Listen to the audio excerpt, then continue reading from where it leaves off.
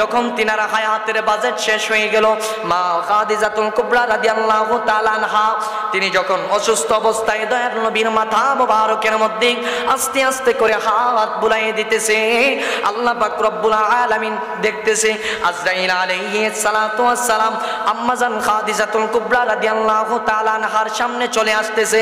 আমার আল্লাহ ডাক দিয়া বলতেছে, আজরাইল, ও আজরাইল, যাও কোথায়, যাও কোথায়? আজরাইল আলাইহিস সালাতু ওয়াস সালাম ডাক দিয়া বলতেছে, ও আল্লাহ, আমারে না আপনি একটা চাকরি দিলেন, আমাকে না আপনি একটা জব দিলেন, ও আল্লাহ, মানুষের এই রূহটাকে আমি কবজ করার জন্য, ও আল্লাহ, আজকে দয়াল নবীজির প্রথম স্ত্রী আম্মাজান খাদিজাতুল কুবরা রাদিয়াল্লাহু তাআলা আনহার এই রূহটাকে আমি আজকে কবজ করার জন্য যাইতেছি। আমার আল্লাহ ডাক দিয়া বলে, আজরাইল, ও আজরাইল, সাবধান, সতর্ক করে আজরাইল, এটা দুনিয়ার সাধারণ কোন ঘর নয়, এটা মঈনুদ্দিন হুসাইনের ঘর নয়, এটা হাবিবুর রহমান সোহেল সাহেবের ঘর নয়, এটা হলো কুল কায়নাতের বাদশা নবী মুহাম্মদুর রাসূলুল্লাহ সাল্লাল্লাহু আলাইহি ওয়াসাল্লামের ঘর। চিৎকার মেরে বলুন আল্লাহু আকবার। রাসূলুল্লাহ নবী গো, আমার হাজার হাজার টাকার সম্পদ, কোটি কোটি টাকার সম্পদ আমি বিলীন করে দিলাম ইয়া রাসূলুল্লাহ নবী গো, যেই দিন হতে আপনার কদমের মধ্যে আমি আইসা গেলাম, ওই দিন থেকে আমার জান যৌবন সব কিছু আপনার কদমের মধ্যে বিলিয়ে দিলাম। বলি সুবহানাল্লাহ। ইয়া রাসূলুল্লাহ, ইয়া হাবিবাল্লাহ, ইয়া রাসূলুল্লাহ, ইয়া রাসূলুল্লাহ, আল্লাহুম্মা সাল্লি আলা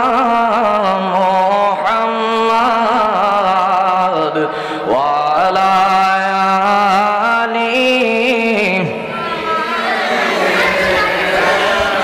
আরো জোরে, ওয়া আলা আলিহি।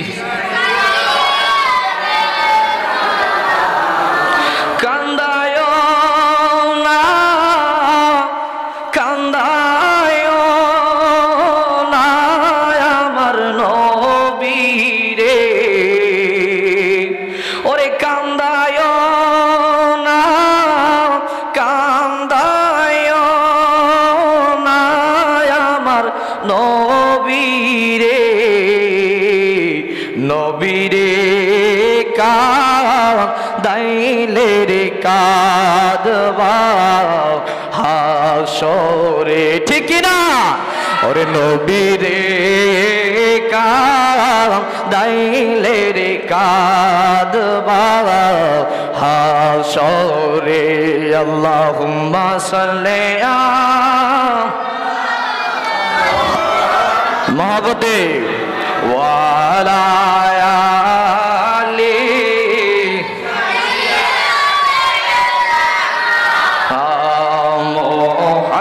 মুহাম্মদ ওয়া আলা আলিহি।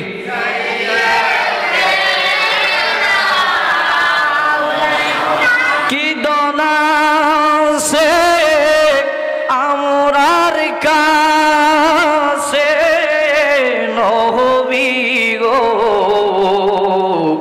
দয়া করে দেখা দাও না আমরারে কন্যা, দয়া করে দেখা দাও না স্বপনে। আল্লাহুম্মা সাল্লি আলা মুহাম্মাদ ওয়া আলা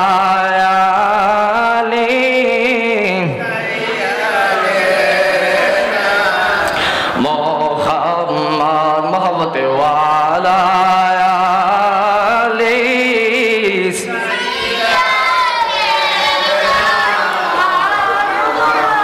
লা ইলাহা ইল্লাল্লাহ, বলুন লা ইলাহা, জবান খুলে লা ইলাহা, আরো জোরে লা ইলাহা, লা ইলাহা লা ইলাহা ইল্লাল্লাহ বলুন লা ইলাহা ইল্লাল্লাহ লা ইলাহা ইল্লাল্লাহ লা ইলাহা লা ইলাহা আমরা সবাই গুনাহগার পাপ করেছি বেশমাল কথা বলুন ঠিক কিনা আমাদের জীবনের মধ্যে গুনাহ আছে না নাই এই আওয়াজে মানি না বাবার আমার ও আমার নাজনগরের বাবারা আমি আপনাদের কাছে জানতে চাই যাদের জীবনের মধ্যে গুনাহ নাই তারা বলার দরকার নাই আর যদি বলেন না হুজুর জীবনের মধ্যে গুনাহ করতে করতে আমাদের আমলনামার খাতাটা তো একদম বরবাদ হয়ে গেল ও হুজুর গুনাহ করতে করতে আমলের দিকে তাকাইলে জান্নাতের আশা করতে পারি না আর যদি আমরা গুনার দিকে তাকাই জাহান্নাম ছাড়ার কোনো উপায় নাই হুজুর যেহেতু আমাদের জীবনের মধ্যে গুনাহ আছে তাহলে এবার বলুন কিভাবে আমরা গুনাহগুলা মাফ করাইতে পারি আমার দয়াল নবী কয় রে উম্মত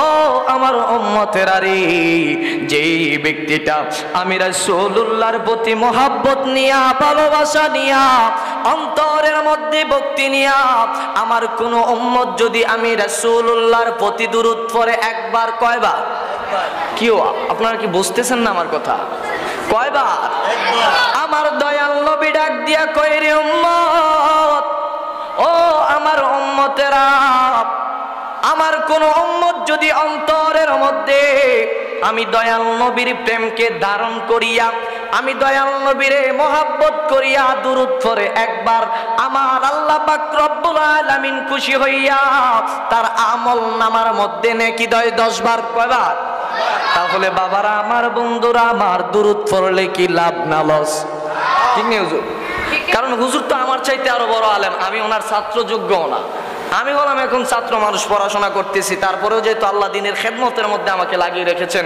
এই দিনের খেদমত নিয়ে দেশ দেশান্তরের মধ্যে পাড়ি দিচ্ছি তবে আল্লাহর রহমতে আপনাদের দোয়া আছে বিদায় বাবা কারণ আমার মতো নগণ্য না জাহেল কমবক্ত না লায়েক আপনাদের সামনে কথা বলার যোগ্যতা নাই কথা বলুন ঠিক কিনা তারপরে আপনাদের দোয়ার বদলতে আলেমদের সংস্পর্শে থাকার কারণে যেমন আজকে আমার উস্তাদ বর তিনার যোগ্যতা দূরের কথা তোনার পায়ের সমপরিমাণ ধুলার সমপরিমাণ এখন আমি হই নাই তো উস্তাদ আমার পাশে বসা আছেন ওনাকে পাশে বসা রেখে যে আমি কথা বলতেছি এটাই আমার সবচাইতে বড় পাওনা কথা বলুন ঠিক কিনা তাহলে এবার আমি আপনাদেরকে এটাই বুঝাইতে চেয়েছি যে আল্লাহ পাক রব্বুল আলামিন যেই নবীকে না বানাইলে 18,000 মাখলুকাত 80,000 আলম চন্দ্র তারকা সূর্য রাজি দুনিয়া পৃথিবী নীল আসমান জমিন যা কিছু আছে মানুষ বলেন জিন বলেন ইনসান বলেন লৌহ কলম লাউলা কালামা খালাকতু আফলাক ইয়া রাসূলুল্লাহ নবী গো আপনারে যদি আমি না বানাইতাম কুল কায়নাতের আমি কোনো কিছুই বানাইতাম না ঠিক কার মেরে বলুন সুবহানাল্লাহ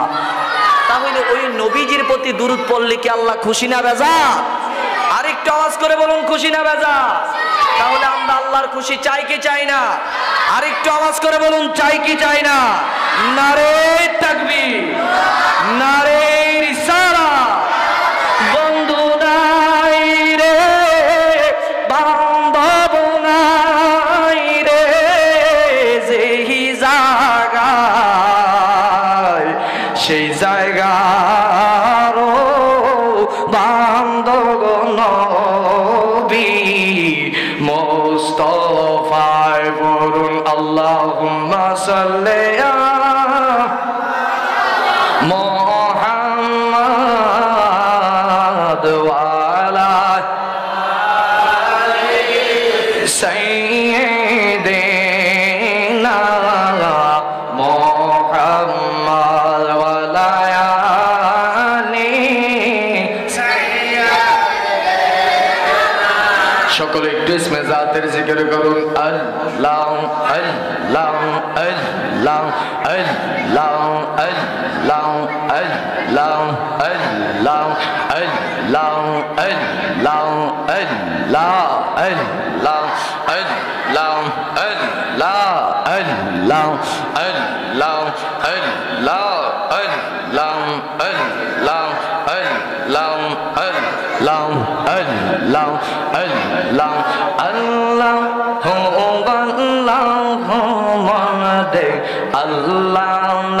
নামটি জপনা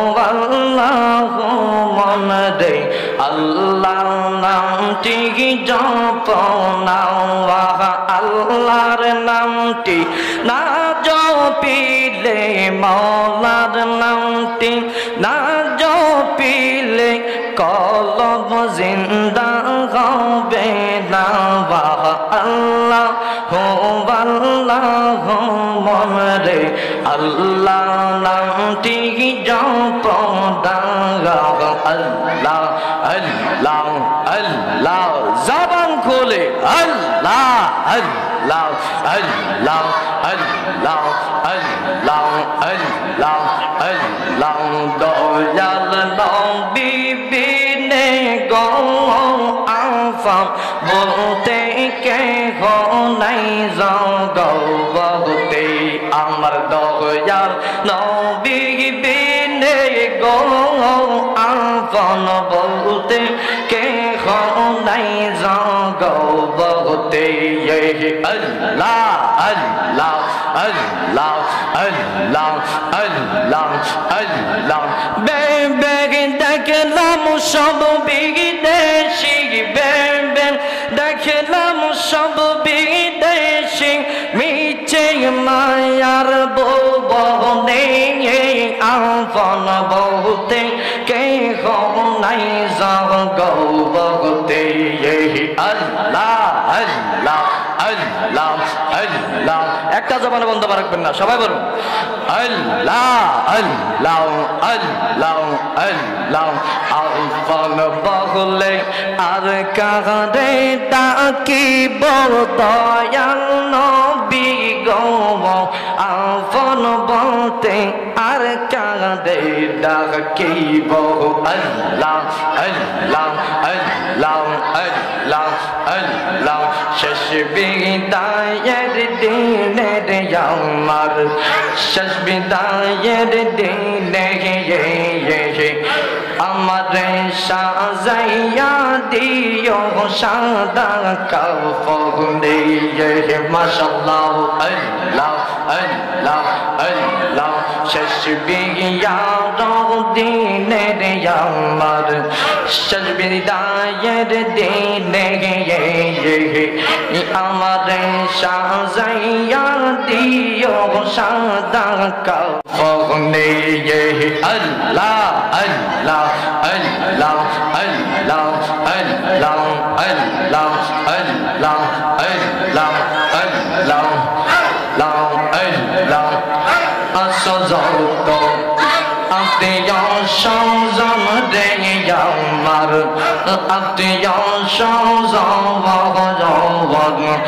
আমার বিয়ার দিনে কইর না রোদন রে কইর না রোদন আল্লাহ আল্লাহ আল্লাহ আল্লাহ আল্লাহ আল্লাহ আল্লাহ আল্লাহ পুষ্প চন্দন সিটাইর দিও আতর গোলাপ সিটাইর দিও পুষ্প চন্দন ফুটাই দিও আমার না বদলে আমারে সাজাইয়ার দিও সাদা কাফনে আল্লাহ আল্লাহ আল্লাহ আল্লাহ আল্লাহ একজন নবী আসিল গো সোনার মদিনা একজন প্রেমিকা ছিল গো সোনার মদিনায় ওরে যার প্রেমেতে পাগল হইল যার প্রেমেতে পাগল হইল স্বয়ং রাব্বানা একজন প্রেমিকা ছিল গো সোনার মদিনায় একজন নবী ছিল গো সোনার মদিনায় লা ইলাহা ইল্লাল্লাহ মুহাম্মাদুর রাসূলুল্লাহ সাল্লাল্লাহু আলাইহি ওয়াসাল্লাম। একটা জবান কেউ বন্ধ রাখবেন না, আওয়াজ করে জবান করে বলুন আল্লাহু আকবার। আর মায়া সুরে জবান করে বলুন ইয়া রাসূলুল্লাহ। মুআজ্জিজ মুহতারাম, কষ্ট হয়েছে? কষ্ট হয়েছে বাজার? আজকে যেহেতু আগামীতে আমাদের আজকে যেই দিনটা আমরা পদার্পণ করতেছি, এই মাসের মধ্যে এই চাঁদের মধ্যে আমার রাসূলুল্লাহ সাল্লাল্লাহু আলাইহি ওয়াসাল্লাম ধরাধামের মধ্যে আগমন করেছেন। কথা বলুন ঠিক কিনা? এই চাঁদটা হলো রবিউল আউয়াল মাসের চাঁদ। এই চাঁদটা হলো আমার দয়াল নবীজি দুনিয়ার মধ্যে আগমনের মাস। কথা বলুন ঠিক কিনা? তো আল্লাহ পাক রব্বুল আলামিন যেহেতু কুল কায়নাত বানানোর আগে আমার দয়াল নবীজিকে বানিয়েছেন, এই দরাদামের মধ্যে যেহেতু রাসূলুল্লাহ সাল্লাল্লাহু আলাইহি ওয়াসাল্লামকে পাঠিয়েছেন, এই জন্য এই মাসটা হলো ঈমানদার মুমিনের জন্য খুশি উদযাপনের মাস। কথা বলুন ঠিক কিনা? তথা ঈদে মিলাদুন নবীর মাস, বিলাদতের মাস নয়। তাই এবার আসেন বাবারা আমার, ঐতিহ্যবাহী এলাকাটার নাম কি? রাজনগর। রাজনগর হাফেজিয়া মাদ্রাসার উদ্যোগে আয়োজিত আজকের এই প্রথম বার্ষিক ওয়াজ দোয়ার মাহফিলের সম্মানিত সভাপতি এবং সম্মানিত ওলামায়ে কেরাম বিন্দু, সম্মানিত আলেমা বিন্দু এবং ওপরে নিচে পর্দার আড়ালে প্যান্ডেলে অবস্থানরত আমার শ্রদ্ধেয় সম্মানিতা মা ও বোনেরা, আমার সামনে অবস্থানরত আমার দাড়িপাকা মুরব্বী বাবারা, সমাজের যুবক ভাইয়েরা, সর্বস্তরের মুসল্লিয়ানি কেরাম, সকলকে জানাচ্ছি আমার অন্তরের অন্তরস্থল থেকে সালাম। আসসালামু আলাইকুম ওয়া রাহমাতুল্লাহি ওয়া বারাকাতুহু। এত আস্তে সালামটা ফিরাইলেন কি? ও খুশি হয়েছেন আমি আসাতে? তাহলে আবার সালাম দিচ্ছি, আসসালামু আলাইকুম ওয়া রাহমাতুল্লাহি ওয়া বারাকাতুহু। সালাম দেওয়া হচ্ছে সুন্নাত আর সালামের উত্তর দেওয়া ওয়াজিব।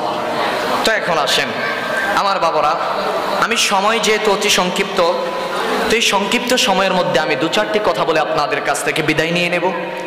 যেহেতু আজকের এই মাহফিলের মধ্যে পুরুষদের চাইতে মহিলারা বেশি আছে, তো এই জন্য দয়াল নবী যেহেতু এই মাসের মধ্যে আমাদের মধ্যে আগমন করেছেন, এইখানের মধ্যে আমরা যারা এইখানে বুঝার মতো লোক আছি, যারা আছি সবাই কিন্তু এখন একটা সংসারের মধ্যে আবদ্ধ আছি।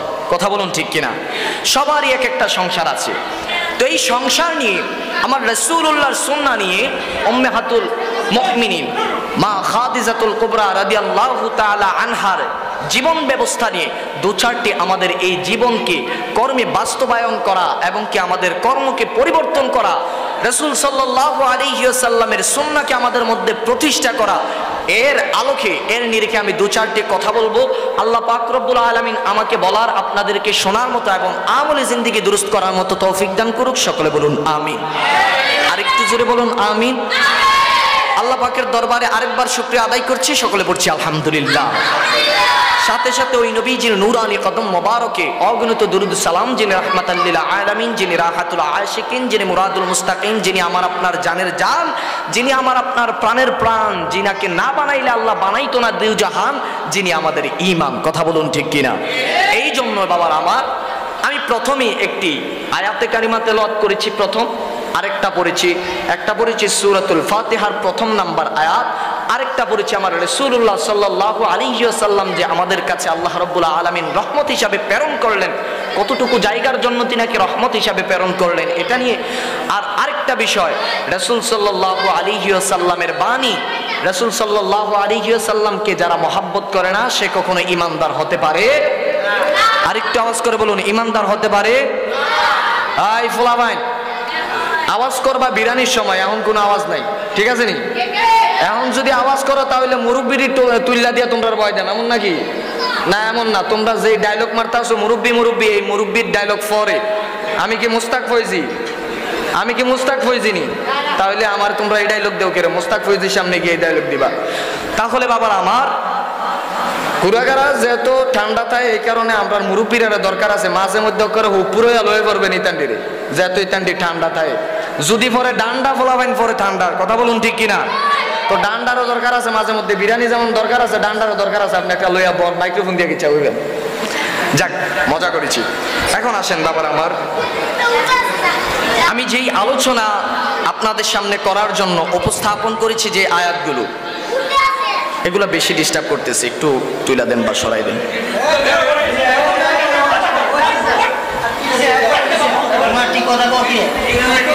আল্লাহুম্মা সাল্লি আলা সাইয়্যিদিনা মুহাম্মদ। মধ্যে মধ্যে আপনার একজন বৈশা যান, মধ্যখানে একজন বৈশা যান, তাহলে আর ওরা দুষ্টামি করবে না। ওয়ালা আলি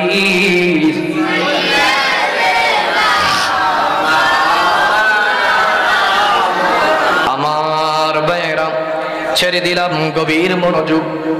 আল্লাহ পাক রব্বুল আলামিন পবিত্র কুরআনুল কারীম যেহেতু আমাদের মানব জাতির জন্য একটা হেদায়েতের রাস্তা হিসাবে বানিয়ে দিয়েছেন, এই কোরআনটাকে আমার আল্লাহ পাক রব্বুল আলামিন প্রথমে পাহাড়ের উপর আল্লাহ নাজিল করেছিলেন। পাহাড় বলে না, আল্লাহ এই কোরআনকে আমার মধ্যে ধারণ করা সম্ভব নয়, এই কোরআনকে আমার মধ্যে রাখা সম্ভব নয়। ও আল্লাহ, এত বড় কোরআন, এত মৌজিজাপূর্ণ কোরআন, এই কোরআনকে আমার মধ্যে রাখতে পারবো না। আল্লাহ তুমি আমারে মাফ করে দাও রে মালিক, আমি এই কোরআনের যোগ্য হতে পারি নাই। আমার আল্লাহ রাব্বুল আলামিন কোরআনটাকে অনেক জায়গার মধ্যে ঘুরাইয়া আমার আল্লাহ এবার তৈয়ার করলেন মানুষ, আমার আল্লাহ মনস্থ করলেন, ও আমার বান্দা, আমি তো তোমাদেরকে আশরাফুল মাখলুকাত হিসাবে আমি আল্লাহ দুনিয়ার জমিনের মধ্যে পাঠাইলাম। আশরাফুল মাখলুকাত মানে আমি আল্লাহ রাব্বুল আলামিন 18,000 মাখলুকাত 80,000 আলম বানাইয়া সর্বশ্রেষ্ঠ তোমাদেরকে আমি বানাইয়া দিলাম। ও আমার বান্দারা, সর্বশ্রেষ্ঠ বানাইয়া শুধু তোমাদেরকে আমি শ্রেষ্ঠ হিসাবে ঘোষণাই করি নাই, আমি আল্লাহ রাব্বুল আলামিন আবার তোমাদের জন্য এমন একটা শ্রেষ্ঠত্ব রাখলাম, শ্রেষ্ঠ নবী একজন তোমাদের জন্য আমি রেখে দিলাম। ও আমার বান্দারা, শুধু তাই নয়, তাই নয়, ওই সর্বশ্রেষ্ঠ নবীর জন্য আবার সর্বশ্রেষ্ঠ একটা কিতাব রেখে দিলাম। কথা বলুন ঠিক কিনা? ওই কোরআনটা হলো আমাদের জন্য পথ প্রদর্শক, ওই কোরআনটা হলো আমাদের বাস্তব জীবনের মধ্যে রূপান্তর করা, প্রতিষ্ঠা করা। এই জন্যই আমরা এই কোরআনকে এত মহব্বত করি। বাবারা আমার, বন্ধুরা আমার, সময় অতি সংক্ষিপ্ত, সংক্ষিপ্ত সময়ের মধ্যে আপনাদের কাছে আমি কয়েকটি কথা বলে ছেড়ে দিচ্ছি। আমার বাবারা, ভাইয়েরা, বন্ধুরা রে, আল্লাহ রাব্বুল আলামিন এত বড় একজন নবী আমাদেরকে দান করলেন। আমার আল্লাহ পাক রব্বুল আলামিন যেই জাহিরি যুগের মধ্যে, এই মাঝখানের মধ্যে, এই এত শত বছরের মধ্যে কোনো নবী নাই, ওলি নাই, কেউ নাই, কেউ নাই। আমার আল্লাহ রাব্বুল আলামিন জাহিরি জিন্দেগির মধ্যে যেই সময় বাবা তার সন্তানকে কতল করে ফেলতো, মেয়ে সন্তান যদি হতো তাদেরকে কতল করা হয়ে ফেলতো। ও আমার বাবারা, ভাইয়েরা, বন্ধুরা রে, আজকে দেখেন এইখানের মধ্যে একটা মহিলা মাদ্রাসা আছে, এই মাদ্রাসার মধ্যে এত সুন্দর করে মহিলাদেরকে ক্লাস করানো হয়, এর একটাই মাত্র কারণ, আমার নবী যদি দুনিয়ার মধ্যে না আসতো তাহলে এই মায়েদেরকে এত সম্মান কেউ দান করতো না। কথা বলুন ঠিক কিনা?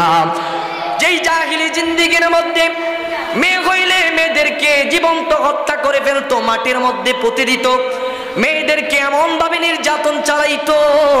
আমার রহমাতাল লিল আলামিন দুনিয়ার দরদামের মধ্যে আইসা আমার রহমাতাল লিল আলামিন নবী কয়, রে উম্মত, ও আমার উম্মতেরা, যেই ঘরের মধ্যে একটা মেয়ে সন্তান জন্ম নেওয়া হবে, আমার আল্লাহ পাক রব্বুল আলামিন তার জন্য একটা জান্নাত বরাদ্দ করে দেবে। বলি সুবহানাল্লাহ।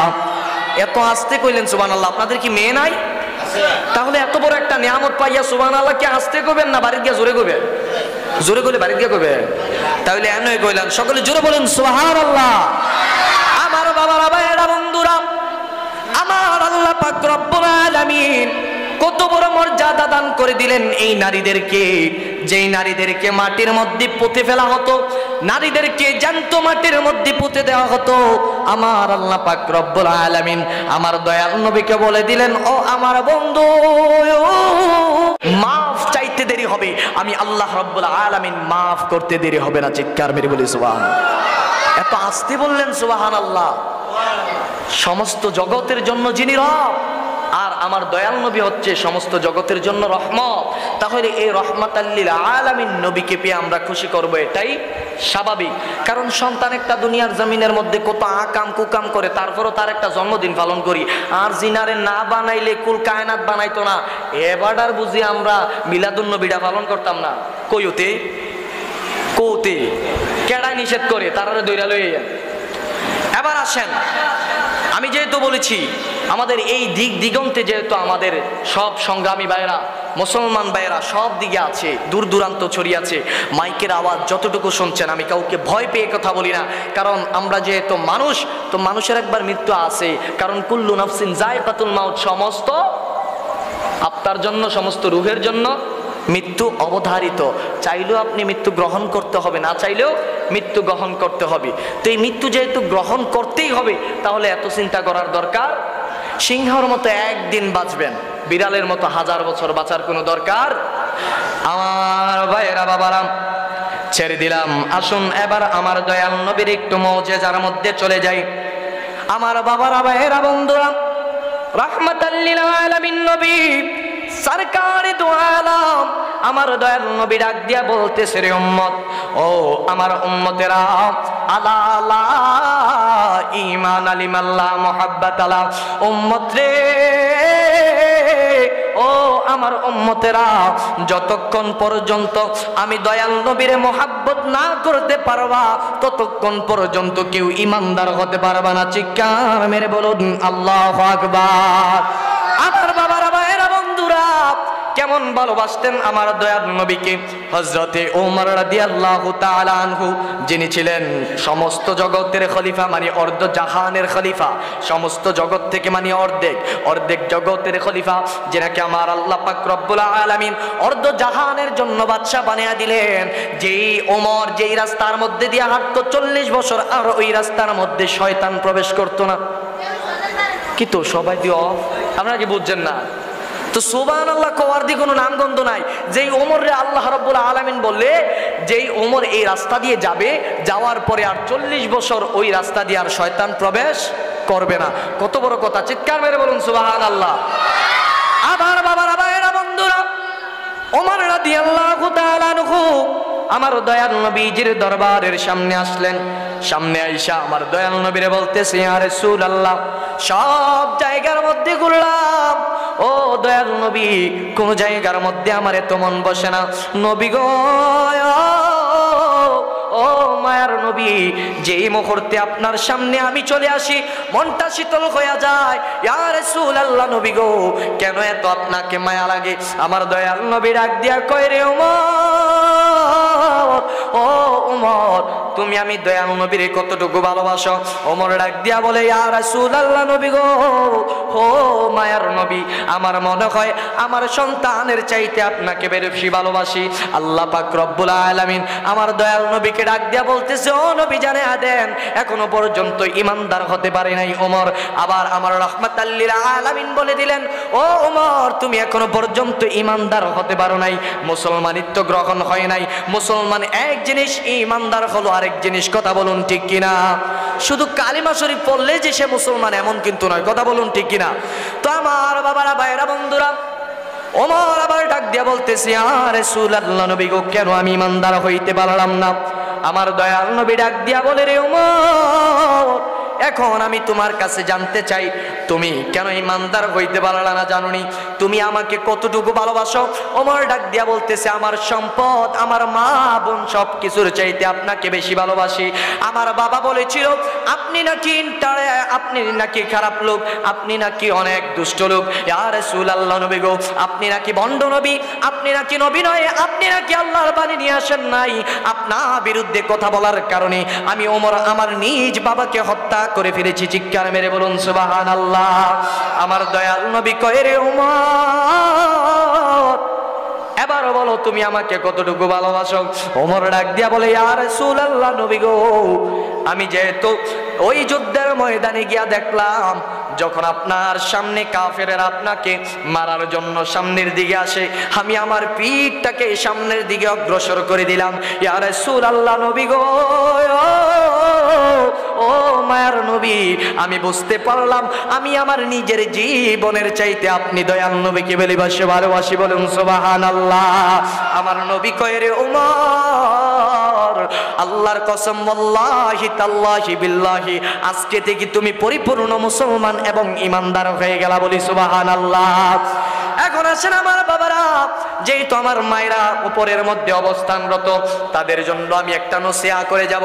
আমার রাহমাতাল লিল আলামিন যখন বয়সের উপনীত হয়ে গেলেন, বিবাহের বয়সের উপনীত হয়ে গেলেন, আমার রাহমাতাল লিল আলামিন নবীজিকে ওই আরব জাহানের যিনি বাদশাহর মতো ছিলেন, যিনি এই আরব জাহানের মধ্যে সবচাইতে ধনাঢ্য ব্যক্তি ছিলেন, তিনি হলেন মহিলাদের মধ্যে একজন শ্রেষ্ঠ ব্যক্তি, উম্মাহাতুল মুমিনা হযরতে আম্মাজান খাদিজাতুল কুবরা রাদিয়াল্লাহু তাআলা আনহা। বলুন সুবহানাল্লাহ।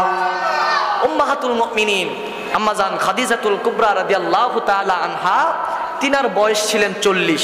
আমার দয়াল নবীজির এই আদর্শ দেখিয়া, আমার দয়াল নবীজির এত মৌজেজা দেখিয়া, তিনি নিজের কাছ থেকে তিনি নিজেই বিবাহের জন্য তিনাকে একটা প্রস্তাব দিলেন। তো আমার দয়াল নবী বলে, ঠিক আছে, আমার যেহেতু চাচা এখনো বেঁচে আছে, বাবার জায়গায় আমার চাচাকে আমি জিজ্ঞাসা করতে হবে। তো এই চাচাকে জিজ্ঞাসা করার পরে যাই হোক, এইভাবে তাদের বিবাহ বন্ধনে আবদ্ধ হইল। আবদ্ধ হওয়ার পরে আমার আল্লাহ রাসূল সাল্লাল্লাহু আলাইহি ওয়াসাল্লামের কাছে যখন মা খাদিজাতুল কুবরা রাদিয়াল্লাহু তাআলা আনহা আসলেন, বলতেছে, ইয়া রাসূলুল্লাহ, নবী গো, আপনার এই আদর্শ দেখে, আপনার এই মুজিজা দেখে, আপনার চরিত্র দেখে আমি আপনার প্রতি এত পাগল হয়ে গেলাম, আমার সেই ধন সম্পদ সবকিছু আপনার ইসলামের জন্য আমি দান করে দিলাম। ইয়া রাসূলুল্লাহ, নবী গো, আমি শুধু আপনার কদমের একজন গোলাম হয়ে যেতে চাই। বলুন সুবহানাল্লাহ। আরেকটু আওয়াজ করে বলুন সুবহানাল্লাহ। আম্মাজান খাদিজাতুল কুবরা রাদিয়াল্লাহু তাআলা আনহা কত ভালোবাসতেন আমার দয়াল নবীকে। 40 বছর যখন 55 বছরের বয়সে ছিলেন তিনি, আমাদের সমাজের মধ্যে দেখবেন যারা 55 বছর অতিক্রম করে, তারা হাঁটতে কষ্ট হয়, খাবার খাইতে কষ্ট হয়, চোখে দেখে না।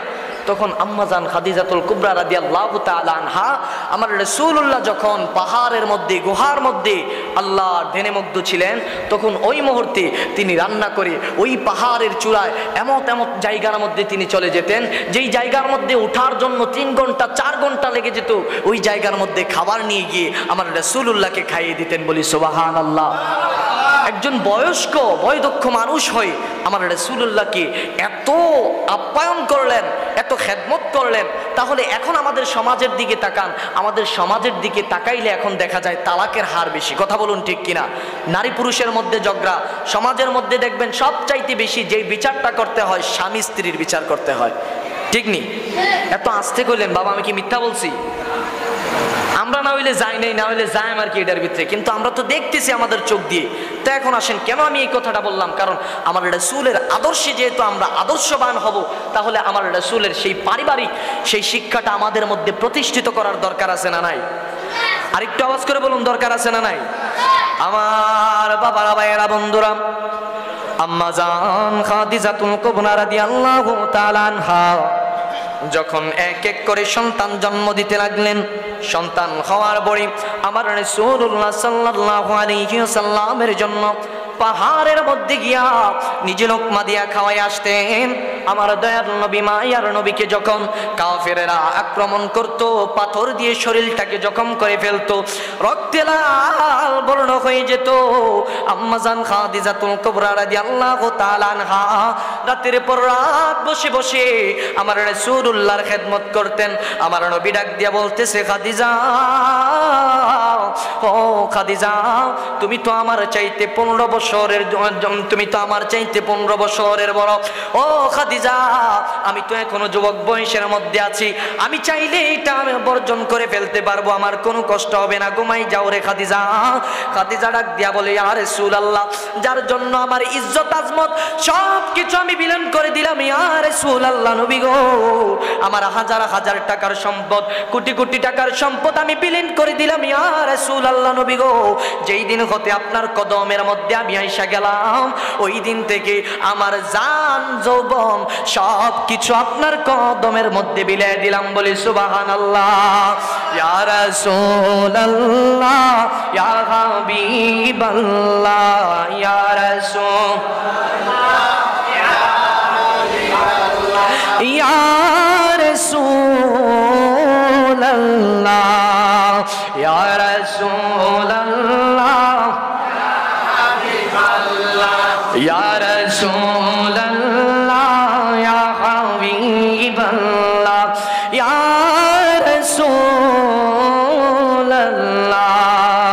তুমি জীবন তুমি মরণ, কথা বলুন ঠিক কিনা?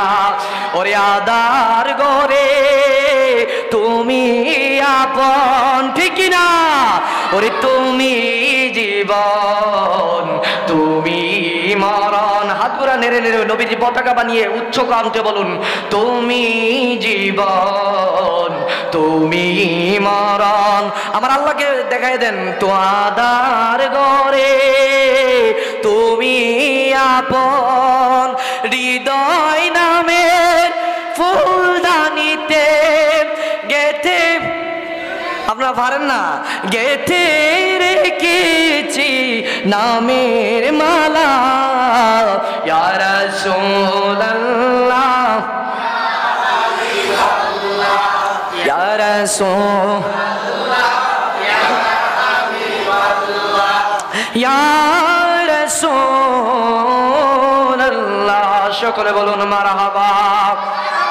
আমার নবীর উম্মতেরা রে, ও আমার মা বোনেরা, আলোচনাটা মনোযোগ দিয়ে শুনবেন। আমার রহমাতাল লিল আলামিন নবীজি কত দয়াবান, কত মায়াবান, উম্মতের জন্য কতই না কাঁদেছেন।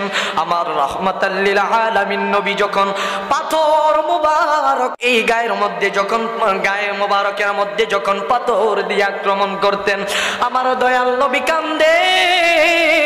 আর মা খাদিজার কাছে বলতেছে, ও খাদিজা, কষ্ট লাগে, আমার উম্মতেরা আমারে চিনতে পারলো না, আমার উম্মতেরা আমার মধ্যে পাথর ছুঁইরা মারে, আমার এই দেহটাকে খণ্ড বিখণ্ড করে দিছে। ও খাদিজা, আল্লাহ রাব্বুল আলামিন জিবরাইল রে দিয়া খবর পাঠাইলো, এই তায়েফের জমিনটাকে আমার আল্লাহ পাক রব্বুল আলামিন উল্টে দেবে। আমি যদি একবার আদেশ করতাম, আমার এই উম্মতদেরকে আমার আল্লাহ ধ্বংস করে দিত, কিন্তু আমার নাম না, আল্লাহ বলেছেন রাহমাতাল লিল আলামিন। ও খাদিজা, এই কারণে আমি কারো জন্য বরদোয়া করতে পারি নাই। সব নবীরা তাদের উম্মতদের জন্য ধ্বংস এনেছে, তাদের জন্য বরদোয়া করেছে। অনেক নবীরা তাদের উম্মতদেরকে অনেক কঠিন অবস্থার মধ্যে ফেলে দিয়েছে না পারার কারণে, কিন্তু আমি না, রাহমাতাল লিল আলামিন। ও খাদিজা, আমি তাদের জন্য বরদোয়া করতে পারি না। আমি আল্লাহর দরবারে দোয়া করলাম, ও আল্লাহ, ও মালিক, আমার চাচাদেরকে সহ তুমি ইসলামের জন্য কবুল করে নাও। বলি সুবহানাল্লাহ। এই জন্য আমার আল্লাহ পাক রব্বুল আলামিনের দরবারে দোয়া করলেন শুধু আমার রাহমাতাল লিল আলামিন নবীজি কোনোদিন কারোর জন্য বদদোয়া করেন নাই। এবং সিজদার মধ্যে গিয়ে এই হাজার পাথরের এই পাথরগুলা সহ্য করার পরেও, আঘাতগুলা সহ্য করার পরেও আমার দয়াল নবী এই সিজদার মধ্যে গিয়া বলতেছে, ইয়া হাবলি উম্মতি, ইয়া হাবলি উম্মতি, ইয়া হাবলি উম্মতি। বলুন না সুবহানাল্লাহ। কেমন নবী ছিলেন? আমাকে আপনাকে যদি একদিন কেউ আঘাত করে, পরের দিন আমি তার বিরোধিতা করব, আমি তাকে যাব আঘাত করার জন্য, কিন্তু আমার দয়াল নবী বলেন, না, এরা না আমার উম্মত, আমি না তাদের কাছে আল্লাহ আপনার ইসলামটাকে পৌঁছে দেব। আল্লাহ তাদেরকে ধ্বংস করলে আমি কার কাছে ইসলাম পৌঁছে দিব? কথা বলুন ঠিক কিনা? ওরে জীবনে দোকার ছিল তোমার দয়ায় হইছে আলো রে। সকলে বলুন নারে তাকবীর, নারে রিসালাত।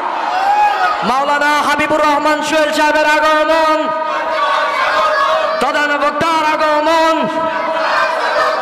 এই এলাকার পক্ষ থেকে। বাবারা আমার, আপনারা কি খুশি না বেজার? হাবিব সাহেব, ওনার কণ্ঠটা শুনলে আপনারা বুঝতে পারবেন, মনোমুগ্ধকর কণ্ঠ। আর আমারই আল্লাহ রাব্বুল আলামিন এত একটা নিচের মধ্যে ফালাইলেন, আজকে 3 দিন যাবত কথা বলতে খুব কষ্ট হইতেছে।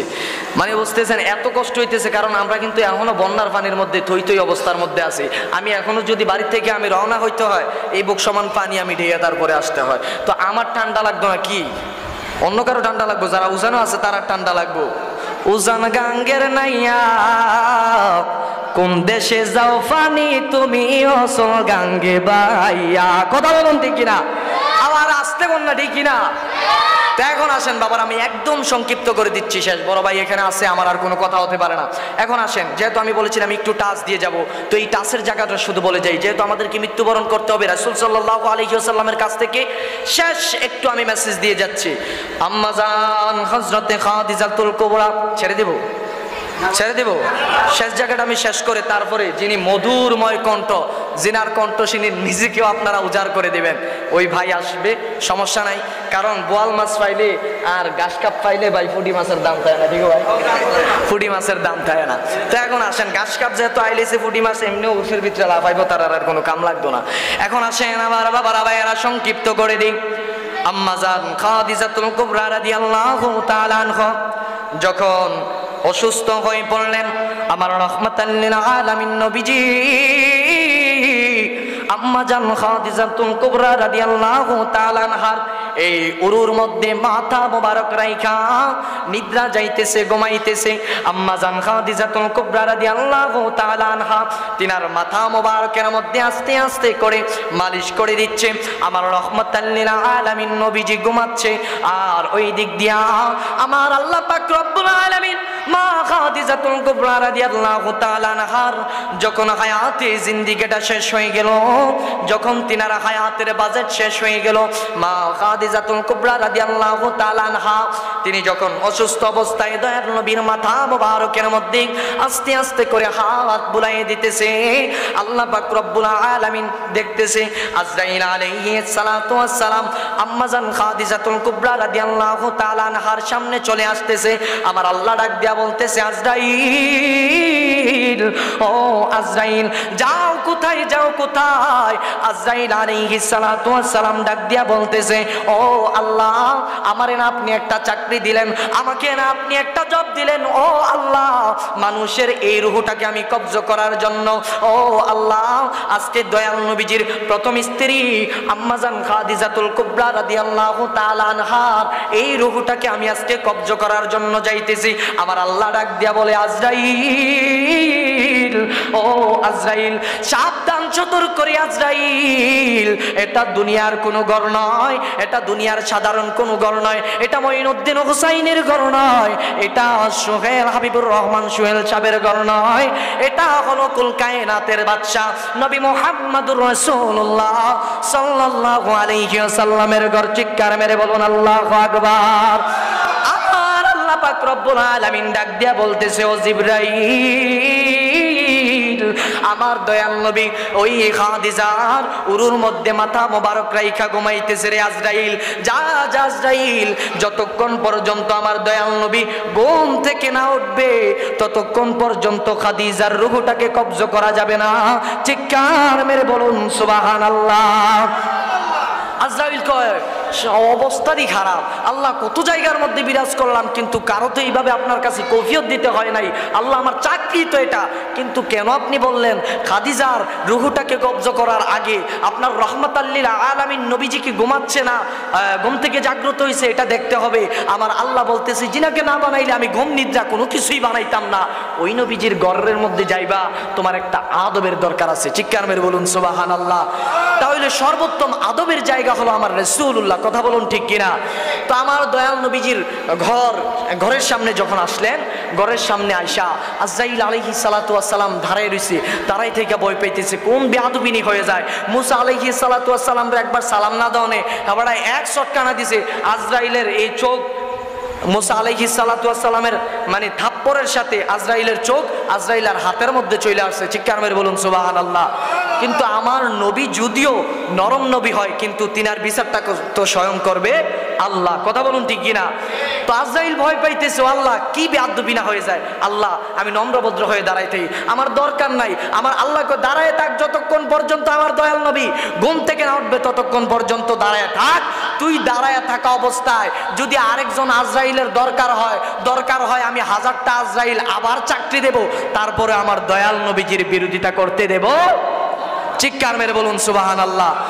আম্মা জান খাদিজাতুল কুবরা রাদিয়াল্লাহু তাআলা আনহা যখন আজরাইলকে দেখলেন দরজার মধ্যে, যার রূহটাকে কবজ করবে সে দেখতে পায় আম্মা জান খাদিজাতুল কুবরা রাদিয়াল্লাহু তাআলা আনহা অঝরে কান্না করতেছেন। আমার দয়াল নবীজির মাথা মোবারকের মধ্যে, কপাল মোবারকের মধ্যে এক ফোঁটা যখন পানি পড়লো, আমার রাহমাতাল লিল আলামিন নবী ডাক দিয়া বলে, ও খাদিজা ব্যাপার কি, তুমি কান্না করতেছে কেন? খাদিজা ডাক দিয়া বলতেছে, ইয়া রাসূলুল্লাহ নবী গো,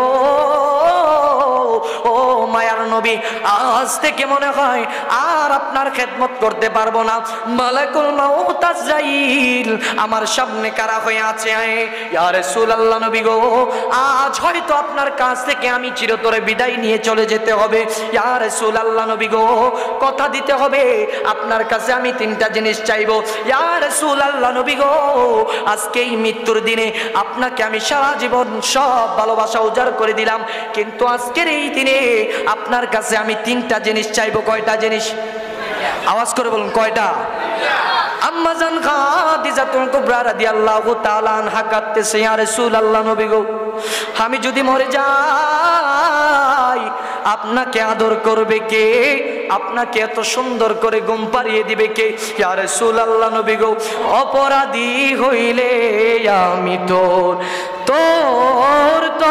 রে, অপরাধী হইলে আমি তোর।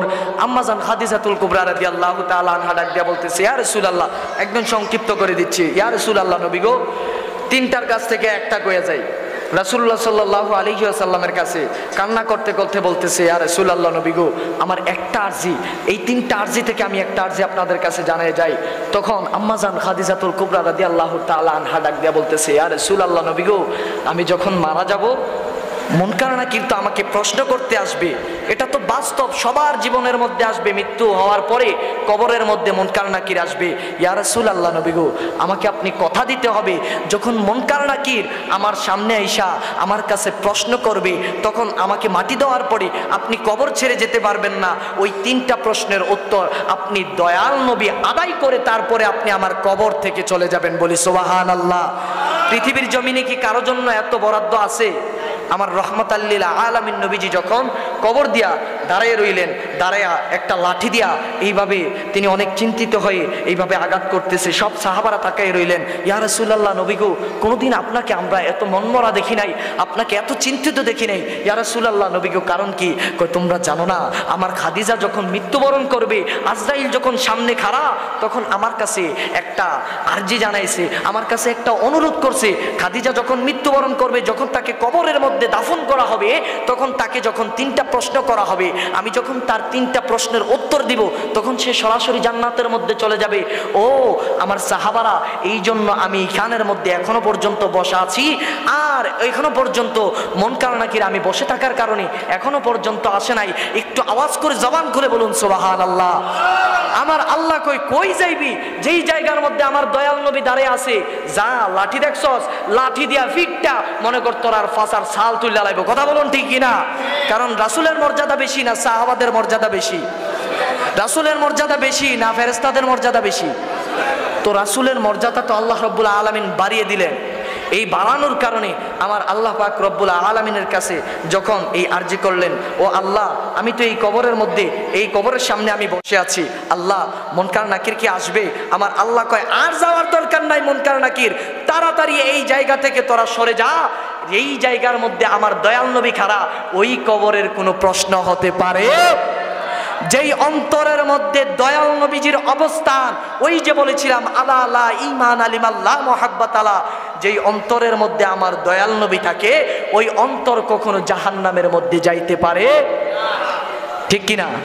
এই বিশ্বাস হয়নি, শেষ। বাবার আমার এমনিতেও যেহেতু আমি অসুস্থ, কথা বলতে অনেক কষ্ট হয়েছে, আর হঠাৎ করে যেই চা দিছে মনে করেন আমার ভিতর সহজ গেছে। তো যাক, আল্লাহ পাক রব্বুল আলামিন আমাদের সকলকে বোঝার মতো এবং কি বুঝে আমল করার মতো তৌফিক দান করুক, সকলে বলুন আমিন। এবং আপনাদের কাছে দোয়া চেয়ে, আমি অদম, নালায়েক, অযোগ্য, রাসূলের আপনা একটা গোলাম বললেও তো এখন বিপদ না, আমরা মনে করি বিপদ না। যেই জায়গার মধ্যে রাসূল সাল্লাল্লাহু আলাইহি ওয়াসাল্লামের গোলাম বলা যায়, রাসূল যদি কাল কিয়ামতের ময়দানে বলতে পারে আল্লাহ এটা তো আমার গোলাম, আমার আল্লাহ বলবে আপনার গোলাম যেহেতু আপনি পরিচয় দিয়েছেন ইয়া রাসূলুল্লাহ, আর কোনো প্রশ্ন হতে পারে না, আর কোনো তার জন্য হিসাব হতে পারে না, বেহিসাবভাবে তাকে জান্নাতের অবস্থান করে দিলাম, বলে সুবহানাল্লাহ। তো আল্লাহ রাব্বুল আলামিন আমাদের সকলকে রাসূল সাল্লাল্লাহু আলাইহি ওয়াসাল্লামের মহব্বত অন্তরে ধারণ করে আমাদেরকে জান্নাত পর্যন্ত যাওয়ার মতো তৌফিক দান করুক, সকলে বলুন আমিন।